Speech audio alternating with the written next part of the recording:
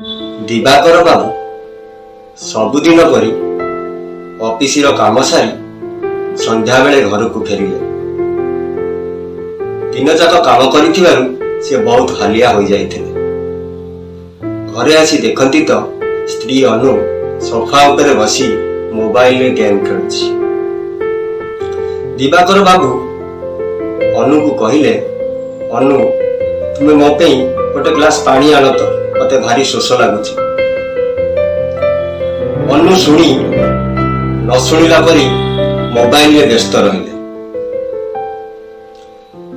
କିଛି ସମୟ ପରେ ପୁନର୍ବାର ଦିବାକର ବାବୁ କହିଲେ, ଅନୁ ତୁମକୁ ମୁଁ କହିଲି ମତେ ହାଲିଆ ଲାଗୁଛି, ମୁଁ ଦିନ ସାରା ପରିଶ୍ରମ କରି ଘରକୁ ଫେରିଛି, ତୁମେ ମତେ ପାଣି ଗ୍ଲାସଟେ ଆଣି ଦଉନାହ, ମୋବାଇଲରେ ବ୍ୟସ୍ତ ରହୁଛ। ଅନୁ ଚିଡ଼ିଗଲେ। ଚିଡ଼ିକିରି କହିଲେ, ତୁମେ ଦିନ ଯାକ ପରିଶ୍ରମ କରି ଘରକୁ ଫେରିଲେ ମୋର ଯାଏ କେତେ ଆସେ କେତେ। 3 ମାସ ହେଲା ତୁମକୁ କହିଥିଲି ଗୋଟେ ସ୍କୁଟି ଗାଡି ଦେବା ପାଇଁ, ତୁମେ ଦେଇପାରିଲ ନାହିଁ। ନୂଆ ମୋବାଇଲଟେ କହିଥିଲି, ତାହା ମଧ୍ୟ ଦେଲ ନାହିଁ। ଆଉ ଅଳଙ୍କାର କଥା ତ ଛାଡ଼। ତୁମେ ଏତେ ପରିଶ୍ରମ କରୁଛ, ସେଥିରେ ମତେ କଣ ଫାଇଦା ମିଳୁଛି?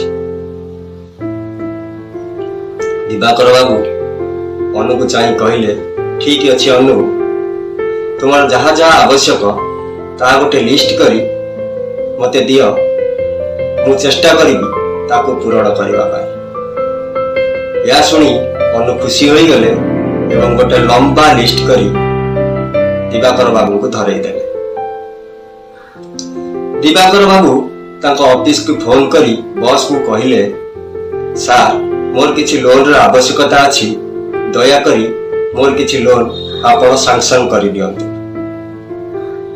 ତା ପରଦିନ ଦିବାକର ବାବୁ ଆସି ଅନୁଙ୍କୁ କହିଲେ, ଅନୁ ତୁମ ଆକାଉଣ୍ଟକୁ 5 ଲକ୍ଷ ଟଙ୍କା ଟ୍ରାନ୍ସଫର ହୋଇଯାଇଛି, ତୁମେ ତାକୁ ତମ ମନ ଇଚ୍ଛା ଖର୍ଚ୍ଚ କରିପାର, ଯାହା ତୁମେ ଚାହୁଁଥିଲ ସେ ଆଶାକୁ ତୁମେ ପୂରଣ କରିପାର।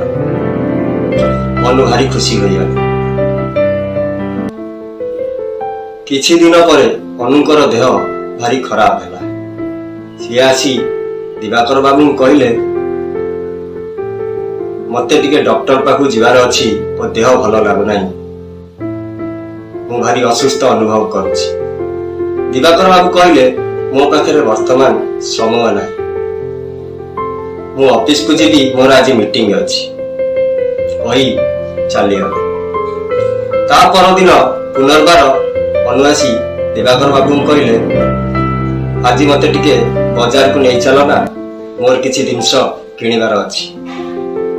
ଦିବାକର ବାବୁ କହିଲେ, ସେଥିପାଇଁ ମୋ ପାଖରେ ସମୟ ନାହିଁ, ତମେ ଦେଖୁନ ମୁଁ କାମରେ ବ୍ୟସ୍ତ ଅଛି, ତୁମେ ନିଜ କାମ ନିଜେ କରିବାକୁ ଚେଷ୍ଟା କର।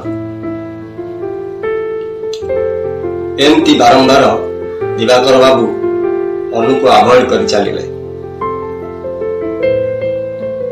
କିଛି ଦିନ ପରେ ଅନୁ ଭାରି ବିରକ୍ତ ହୋଇ ସନ୍ଧ୍ୟାବେଳେ ଦିବାକର ବାବୁଙ୍କୁ କହିଲେ, ତୁମେ କଣ ମତେ ଭଲ ପାଅ ନା?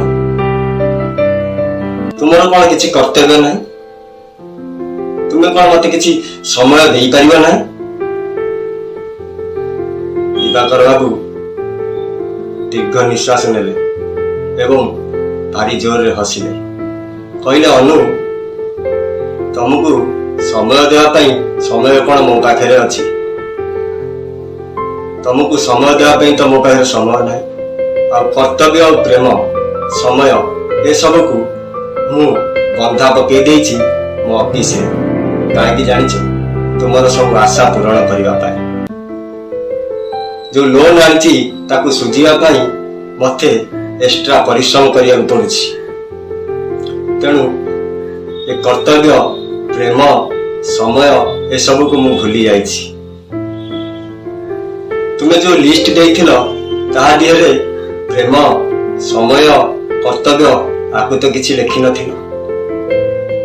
ତୁମେ ତ ଯାହା ଲେଖିଥିଲ ତାକୁ ମୁଁ ପୂରଣ କରିଛି, ଆଉ ବାକି ରହିଲା ଏସବୁ ଜିନିଷ ବର୍ତ୍ତମାନ ମୋ ହାତରେ ନାହିଁ, ମୁଁ ତମକୁ କୋଉଠୁ ଦେବି?